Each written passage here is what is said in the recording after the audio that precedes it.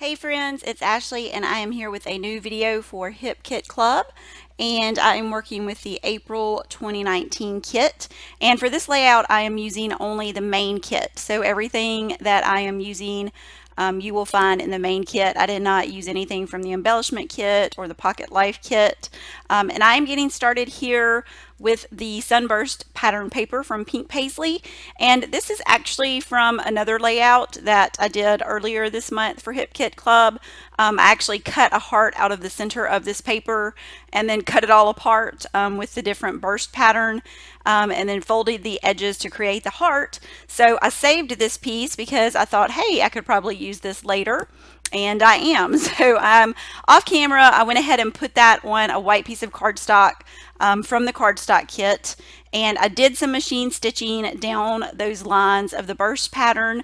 And I'm also going to mix in some hand stitching so that you can see that I have all of my embroidery threads there, and I have them in the rainbow colors that match this paper. And I am just going to do the back stitch here, and I'm going to do it on the border and on the inside part of the heart. So just having that thread match on the outside and the inside. And I'm just going to do a little bit here. And the reason I did the back stitch on this is because it goes a little bit faster than the chain stitch, and I knew I had a lot of stitching to do, but it really only ended up taking me a couple of hours, and then everything else for the layout goes really quick. So this Sunday is Mother's Day, and we don't really necessarily take like Mother's Day type photos, but I kind of figure that any photo I'm in can be a Mother's Day photo. So I used this photo from our recent trip to, we went to Washington, D.C., New York, and Philadelphia for the day.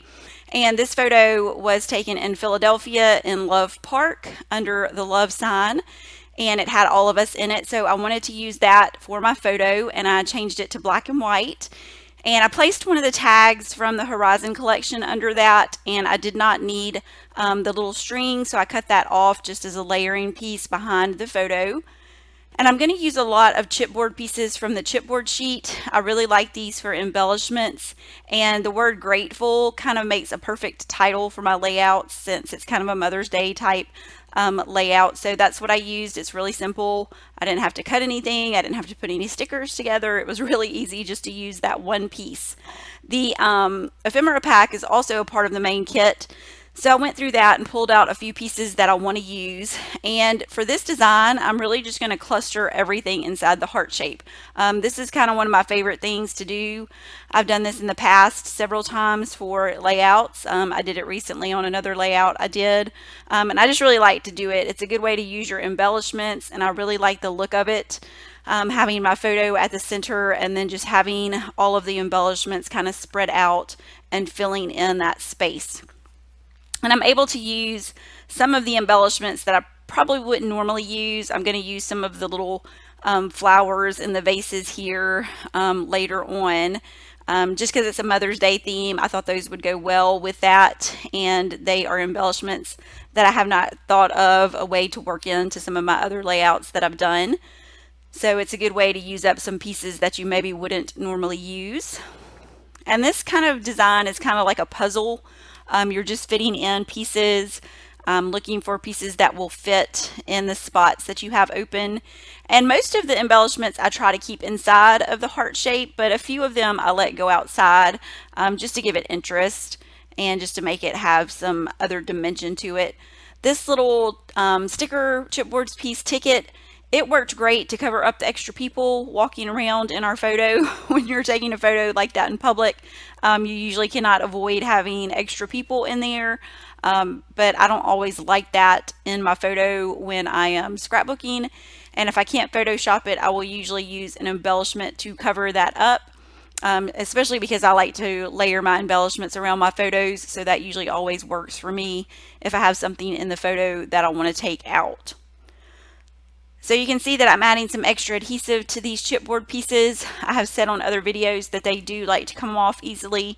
So if I can, I like to add either some of my liquid adhesive or just use my tape runner to add that extra adhesive there.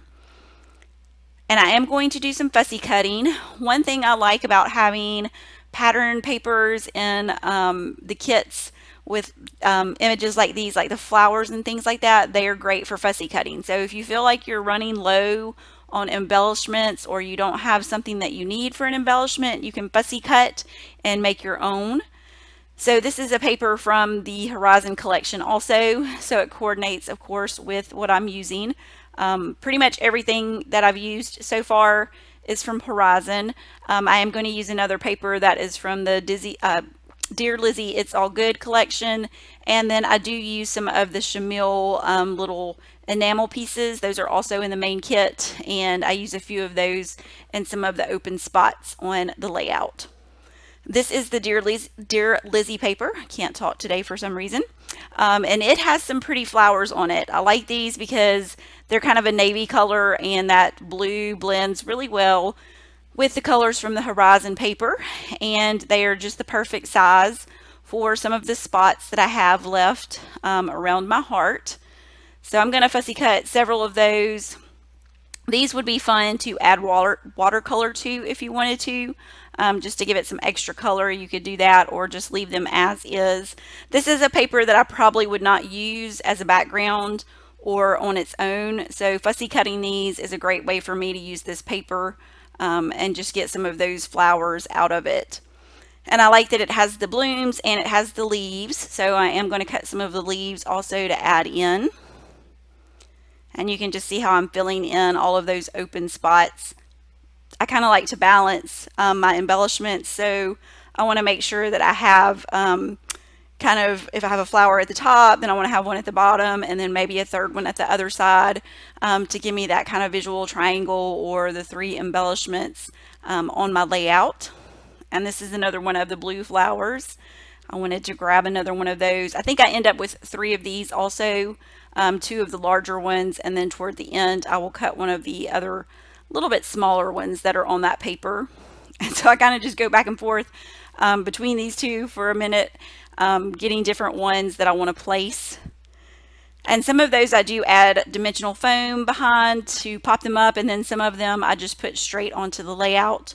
I decided to pop this one up because I wanted kind of a separation between it and the leaves that I'm adding. So I do go ahead and add some of that foam behind this flower before putting it on the layout. With those colors, it can kind of blend in really easily, the flower and the leaf. So that's why I kind of wanted to pop that up there just to give it that separation. And then I lost my leaves, but thankfully I found them. So I like that it creates that kind of dimension in between the two. And those are the little Shamil enamel dots. You saw me using a couple of those. And then I wanted one other little flower up there at the top above the F, and in between the E and the butterfly I had that one little space, and the shape of this flower kind of worked perfectly right there, just kind of curving around that top part of the heart and the letter F there. And I kind of just tucked it right under the E so it wasn't sticking out in space by itself. And I'm trying to figure out a little bit more of where I want to put another flower. So I actually moved one of those little enamel dots, and this is where I cut the smaller flower from that pattern paper to get it added there at the top. I felt like it would cover up some more space. The little star just wasn't filling in enough space right there, and I wanted to have that other third flower. So I thought that looked much better there at the top. And then I'm going to add my date. I didn't have a specific spot, so I just did it right on my photo there. And make sure you let that dry before you put it in an album so it doesn't smear. And that really finishes up this layout. You can see the full layout and close up here at the end. I hope you enjoyed watching and you got some ideas for using your April kit. Make sure you visit the Hip Kit Club website to check those out and to see the new May kits.